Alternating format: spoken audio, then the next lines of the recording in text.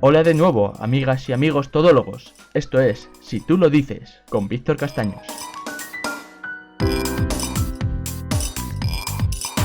Bienvenidos un día más a vuestro rincón de todología y estudio de las partes más inhóspitas del saber humano.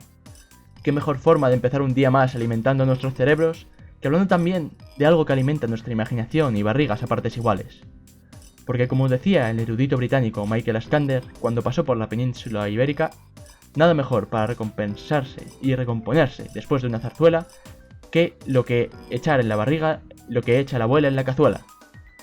Por eso, hoy hablaremos de este Paseulus vulgaris nada vulgar de la fabada, con nuestro excelentísimo invitado, asturiano de corazón, legumbrólogo de reconocido y químico especializado en metano y otros hidrocarburos alcanos.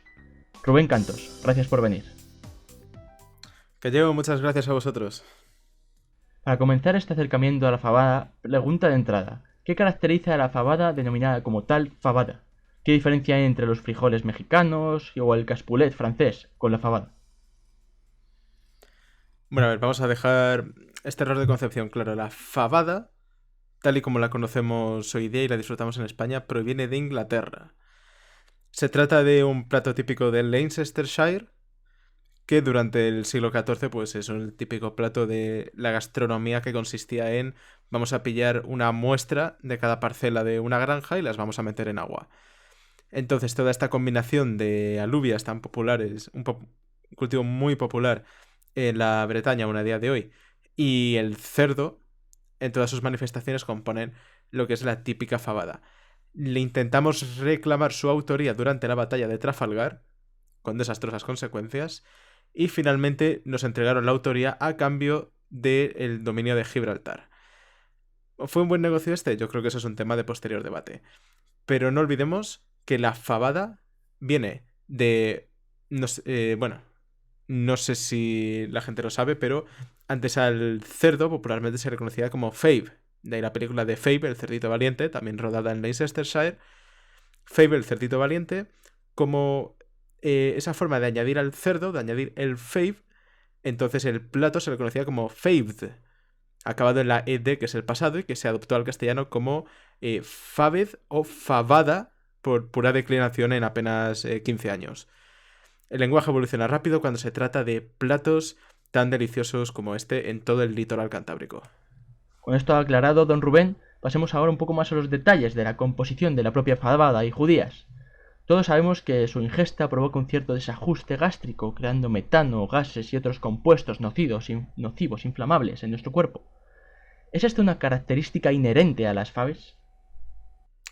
Sí, de hecho esto es un mecanismo de defensa de estas plantas que añaden nitratos a la tierra, pero también al estómago, y incluso puede causar cierta deformidad en los dientes, palidez un poco la piel, puede llegar incluso a hundir los ojos, pero son necesarios varios cientos de años para que eso cale entre la población nativa de los que consumen este plato. Nunca hay que dejar de lado el peligro que consiste en consumir plantas que nitrogenan la tierra. Quienes usaron el barbecho supieron usarla a su favor, quienes la consumieron supieron usarla en su propia contra. No deja de ser por ello delicioso, y si añadimos un toquecito de miel, podemos disfrutar de un delicioso plato. Cuidado siempre con las alubias, siempre denominación de origen de Leicestershire, y nunca picadas, porque una fave ya per se picada, pese a que es bueno para nosotros porque nos ahuyenta del plato, puede sentarnos peor si cabe y acelerar todo ese proceso de piel pálida y dientes estropeados a un plazo de apenas 2 o 3 horas. Entonces, conociendo ese peligro que pueden contener las faves cuando no son benignamente tratadas, ¿es cierto que el proyecto Manhattan comenzó como un concurso gastronómico que se le fue de las manos? Se fue bastante de las manos. La idea consistía en, dentro de lo que es una fabada, a ver cuántos ingredientes podemos ir quitando siguiendo estar delicioso. La gran final pues llegó a una escala de un átomo. No se supo nada del ganador. Desapareció en un sospechoso cráter donde antes estaba su casa. Creemos que se fue de ahí. Así que el segundo pues estuvo intentando por cuestión de envidia. Estamos hablando de Robert Oppenheimer, el semifinalista del concurso de minimalismo de fabadas, de Faved, que se organizó en Boston. Envidioso del campeón, cuya identidad desconocemos por completo, estuvo profundizando ese proyecto en el proyecto Manhattan, porque resulta que ese cráter sí que se halló en Manhattan. Entonces es un poco tributo al verdadero campeón del concurso de faves de Boston, pero también fue el principio de un proyecto que asoló 2 ciudades. Volviendo un momento más a la historia, don Rubén, usted estaba hablando de sus orígenes británicos de las fabadas en la época de la Armada Invencible, pero hay ciertos estudios que datan a las faves, les faves, aquí cántabras y asturianas en España, de una época anterior, de una época medieval, y que fueron un fuerte ayuda y una fuerte arma contra el musulmán invasor. ¿Es cierto que ayudó a los caballeros asturianos a derrotar a este musulmán invasor allá por la época de la Reconquista de las Faves? ¿Como arma? Bueno, sobre todo en la batalla de las Navas de Tolosa, eh, toda la conquista hasta ahí fue sencilla. Las faves hubieron que readaptarlas una vez pasada Andalucía y hacerlas con almejas. Las faves con almejas son un plato delicioso en todo el territorio andaluz. Hasta entonces el faved, tal como se conservó la receta de Leicestershire, fue vital no tanto usándolo a favor de las tropas cristianas, sino usándolo en contra de las tropas musulmanas. Recordemos que a partir de entonces el cerdo empezó a ser un alimento prohibido, pero precisamente porque es una comida pesada, copiosa, las flautulencias les desvelaban los escondrijos en los que intentaban acechar. Fue una serie de errores tácticos causados por el Faved, por toda la fabada, que los cristianos supieron usar como buenos comerciantes con Inglaterra que siempre fueron. Y antes de continuar con las preguntas de nuestros oyentes, hablemos un poco del aspecto empresarial de la fabada, ya que como todos sabrán, el progreso ecológico está poniendo en jaque a la industria de la fabada enlatada, en pos de buscar un sistema de almacenamiento más respetuoso con el medio ambiente y con menos huella de CO2. ¿Qué alternativas existen hoy en día o existirán para esta lata, don Rubén? Es precisamente uno de los asuntos más complicados dentro de la industria. Se está hablando de envasarlas en papel, que es más ecológico, con una especie de caldo deshidratado al que echar agua caliente. Sería muy popular entre los jóvenes, que ya lo hacen con los populares boles de ramen, pero dejaría de lado toda esa generación baby boomer, todos esos mayores de 50 que saben encontrarle el encanto a una buena fabada copiosa, pero que no sabrían calentar agua si no es por ayuda de su esposa. Recordemos que vienen de una sociedad todavía demasiado arraigada a la ama de casa. Otra de las alternativas sí que viene, por supuesto, del grafeno. El grafeno es un envasador ideal de la fabada, mantiene sus características e incluso ahorra espacio porque se adapta a todo el líquido del contenido, pero recordemos que es muy complicado de producir ahora y que esa lámina de carbono puede sucumbir a la fave nitrogenada que se abrirá a su paso para liberar esa granja y empezar su éxodo a Leicestershire de vuelta. Es muy complicado encontrar una alternativa a la lata. De momento la lata y el estaño están siendo las opciones preferidas, y mientras los militares sigan usándolas, me parece que la industria se va a volcar con ese material. Y pasamos a las preguntas de nuestros oyentes después de este tremendo y perfecto alegato sobre el futuro de las latas. Y hemos preguntado a nuestro público erudito qué pensaba sobre las faves, cuál era su forma favorita de prepararlas, qué usos alternativos les podía dar a este exquisito plato de alta cuisine. Recordad que podéis dejarnos vuestras preguntas en comentarios en nuestras redes sociales como Twitter, @situlodices_pod, o en nuestro correo electrónico, situlodices.podcast@gmail.com. Y empezamos con una pregunta de Antonia Quells Jr. que nos pregunta en nuestro correo: desde que tengo uso de razón siempre he añadido chorizo, tocino y morcilla a la fabada, pero he visto a gente a también añadir costillas, oreja y rabo. ¿Hasta cuánta carne se le puede añadir a la fabada para que no deje de ser fabada y pase a ser cochinillo o ternera asada? Bueno, recordemos que la fabada no deja de ser una solución. Podemos añadir soluto en tanto haya disolvente. Si empezamos a echar caldo, puede soportar un cerdo entero, y si la presencia de la fava es más o menos equitativa, puede seguir siendo fabada. Ahora, no podemos echar demasiado cerdo, porque el cerdo en demasía sí que lo acaba haciendo estofado, pero eso es porque ya estamos haciendo mal la solución. Recomiendo consultar a laboratorios porcinológicos sobre este asunto. Me temo que eso ya escapa un poco de mis conocimientos. Fátima Ventosa, Fatu para los amigos, nos pregunta: soy de Asturias y para cocer una fabada hay que asustarla, como se dice por aquí, que es cocerla a fuego lento con una olla a medio cerrar. Pero he empezado a pensar que debe haber mejores formas alternativas de asustar a la fave, así que he empezado a ponerla a cocer al lado de la televisión con la película de Saw puesta. ¿Cree que es hecho bien o debería haber pasado al Resplandor? A ver. Sobre esto creo que Saw, dentro de la cinematografía que tiene Saw, el asesino siempre da una oportunidad a vivir. Temo que eso pueda esperanzar demasiado a la Fave y que quiera luchar para huir nuevamente de esa olla a presión, cosa que no duda que conseguirá. El Resplandor puede ser una buena idea durante una vez. De hecho, y si llega un momento y con un cuchillo afilado empieza a hacer hendiduras en la tapa de la olla, puede funcionar muchísimo. Pero recomendaría recurrir al cine B y a los tomates asesinos. Vamos a recordar que estamos hablando de plantas, de hortalizas, de tubérculos, todo lo que esté relacionado con productos de granja que puedan asesinar. Eso es algo que las asustará completamente y que permitirán una cocción muy eficaz. Un consejo, don Rubén. Y Morgan Cillano nos pregunta, ¿es el vecino del pueblo el que elige a la Fave o son las Faves las que quieren que sean los vecinos el alcalde? Vale, para esto tenemos que remitirnos al funcionamiento del parlamentarismo en Leicestershire. Si vemos todos los registros de votantes en Leicestershire desde 1615 a 1814, cada metro cuadrado de Fave contaba como un ciudadano más. Tengamos en cuenta que la Fave en Leicestershire tenía muchísimo poder político.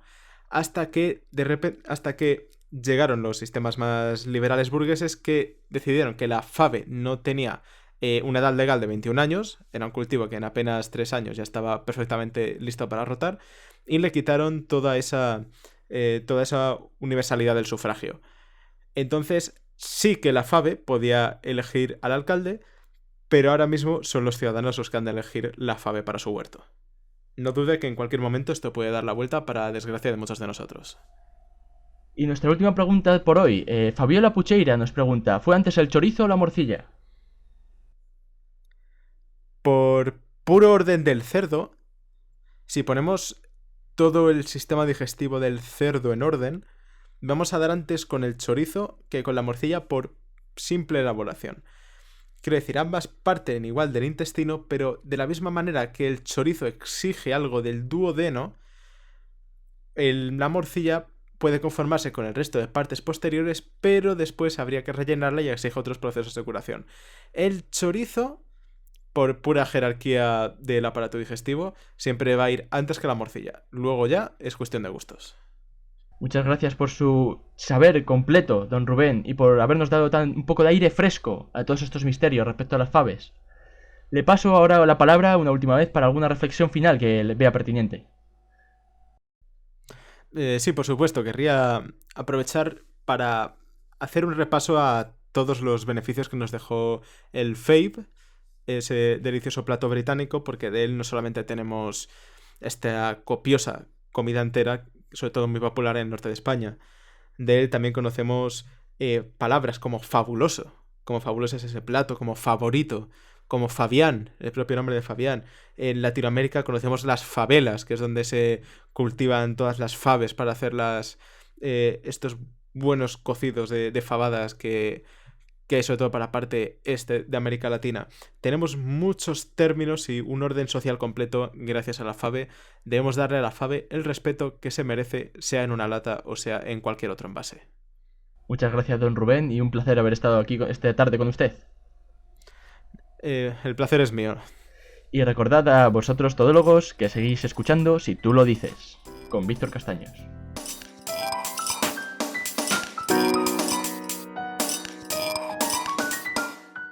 Saludar de nuevo a todos nuestros oyentes y mandarles todo nuestro conocimiento todológico a través de nuestros canales de YouTube y iVoox, y continuar nuestra aventura en pos de la completitud del saber con un tema que seguro parecerá atractivo y atrayente a nuestros oyentes, que les va a dejar enganchados durante toda la tertulia y que les costará separarse incluso después de escucharla. Hablamos nada más y nada menos que del imán, por supuesto, y para enseñar sus secretos hemos llamado nada menos que al ilustre ferromagnetólogo, físico especializado en campos magnéticos y director de la sección de adornos de frigorífico en la compañía Bosch, Rubén Cantos. Hola, muy buenas tardes, don Víctor. Gracias por la invitación. Gracias a usted, señor Rubén, por estar con nosotros esta tarde. Discúlpeme ese momento de lapsus. Don Rubén, lo primero, aclarar lo básico. ¿Cuándo y cómo se descubrió este increíble invento del imán, que tanto nos ha ayudado a lo largo de la historia?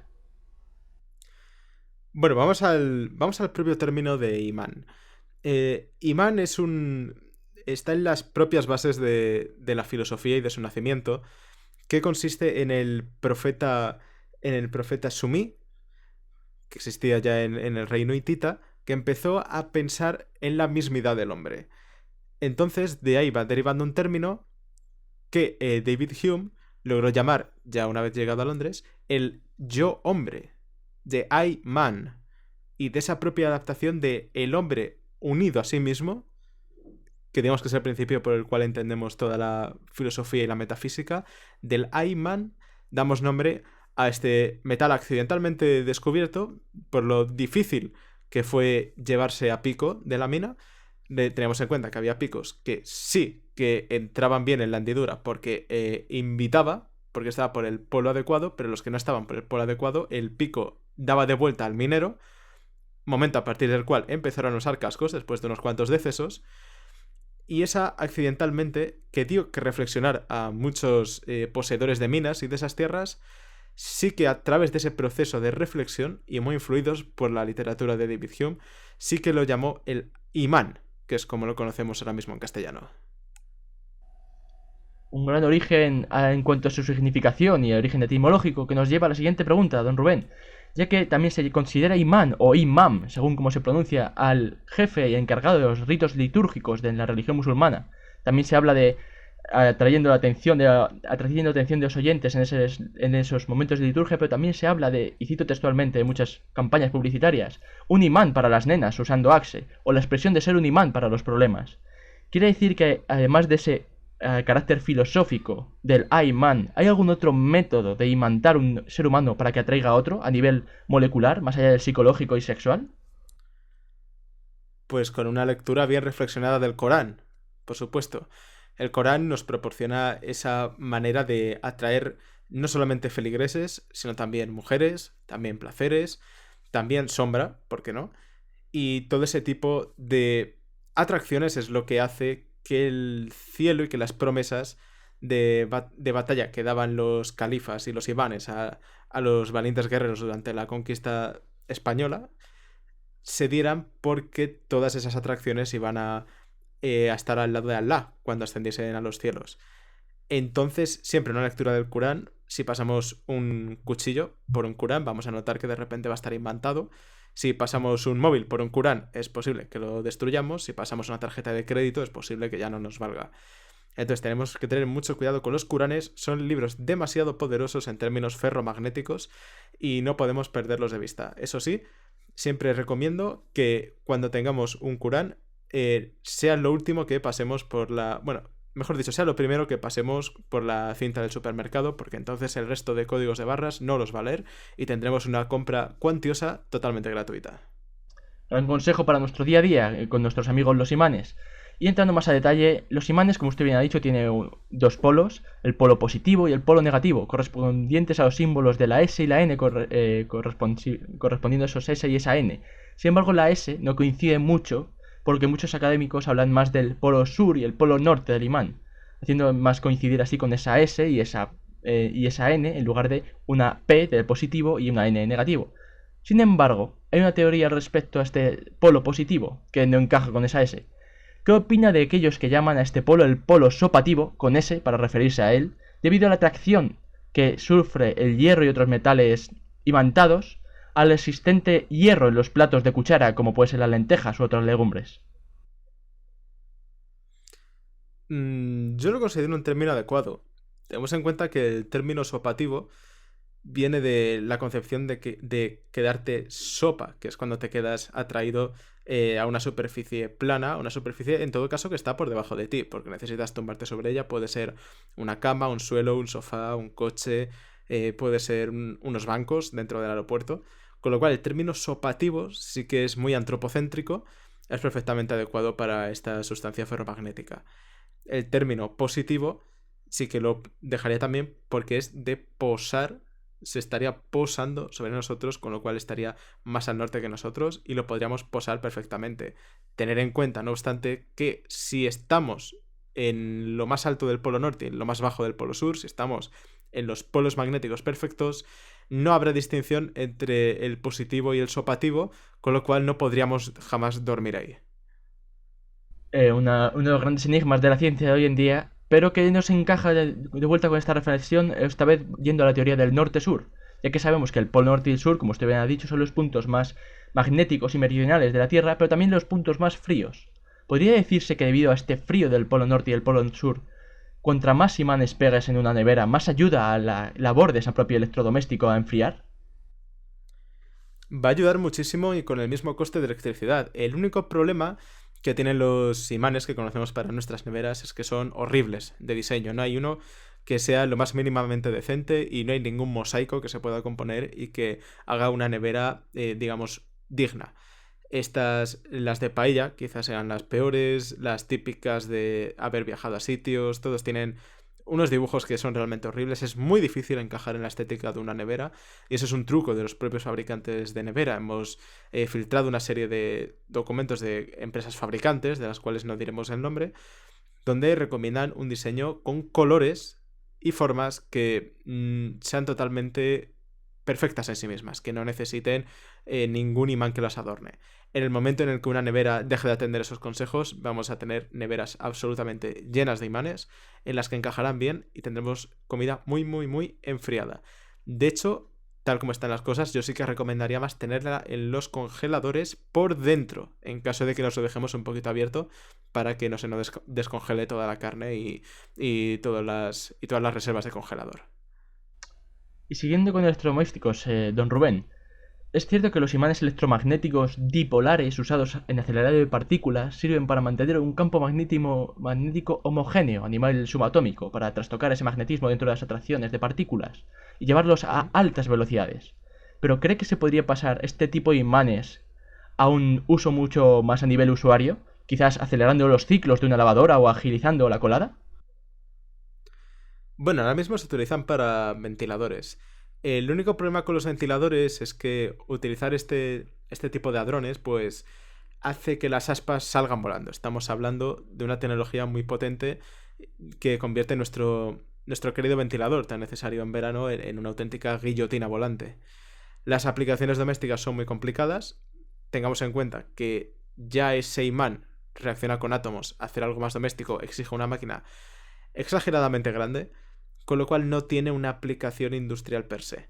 De momento se estima que puede ayudar dentro de 1 billón de años a girar la Tierra cuando ya la energía se acabe.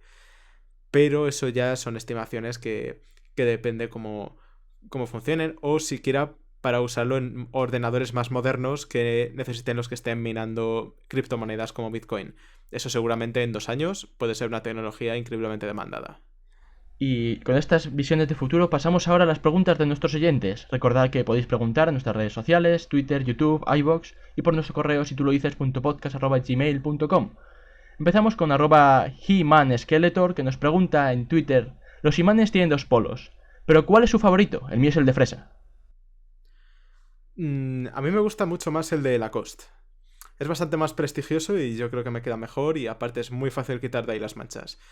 Pero sí, los de fresa también son deliciosos, tengo que admitirlo. Iván Magencio pregunta: compré un Geomax a mi hijo y debido a venir defectuoso, debe ser que está defectuoso, en lugar de atraerse los unos a los otros o atraer y repeler metales, ha empezado a atraer y repeler maderas y plásticos. ¿Debería devolverlo o avisar al CERN? Sería muy complicado devolverlo porque en el trayecto de vuelta seguramente se quede enredado en la bolsa y sea muy complicado volver a guardarlo. Yo intentaría dejarlo en un lugar dentro de su propia casa y emparedarlo para siempre. Nadie debe saber que ese juguete jamás ha existido. Si su hijo intenta delatarlo, deje un pequeño hueco en la pared que acaba de construir para introducirlo y dejar ese secreto sellado para siempre. Intrigante, pero a su vez una gran ayuda para ese problema, mi querido Iván. Y por último, @vialcuadrado nos pregunta desde Twitter: me hace muy feliz saber que los imanes son bipolares como yo, pero me preguntaba si también pueden ser otro tipo de bi como yo. ¿También son bisexuales o qué coño van? A ver, los imanes son claramente bisexuales, solo que hay que tener mucho cuidado ahí porque son bisexuales depende qué parte decida. Obviamente son dentro de su bisexualidad, son heterosexuales, pero son bisexuales. Hay una parte que va a querer al género contrario y hay otra parte del género contrario que va a querer al género contrario. A medida que vamos uniendo imanes, incluso podemos partir un imán por la mitad y tendremos dos imanes heterosexuales bisexuales, con lo cual eso podría agravarse a un problema increíblemente grave, con lo cual voy a desear, querido amigo, que espero que no puedas dividirte porque si no habría un serio problema psicológico. Pero por supuesto los imanes pueden elegir la sexualidad que absolutamente quieran. Eso sí, son bastante homófobos. Eso es una cosa que tendremos que trabajar cara a una sociedad más igualitaria. Clásica capacidad de repulsión de los imanes. Pues muchas gracias por tu necesaria labor y tus necesarios consejos, don Rubén, y por su aplicado conocimiento a toda esta rama de los imanes. Tiene aquí un espacio por si quiere dar un último alegato final antes de despedirse.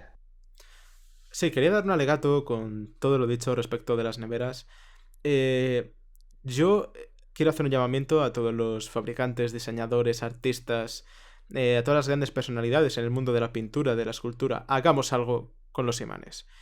Han pasado miles de años desde que tenemos imanes, desde que tenemos magnetitas, sustancias ferrosas. Quizá estos últimos años, que ya se inventó como tal el electrodoméstico que conocemos como nevera congelador, pues ya sé que tenemos una aplicación muy doméstica, demasiado doméstica del imán.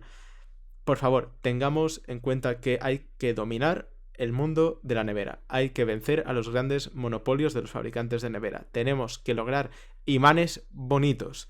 No bonitos en sí mismos, sino bonitos a medida que los vamos uniendo en una superficie de mosaico magnético refrigerado enorme. Uno que nos levantemos a las 3 de la mañana y sea una obra de arte resplandeciente frente a nuestros ojos que proteja una comida exageradamente fría, pero muy apetecible a esas horas.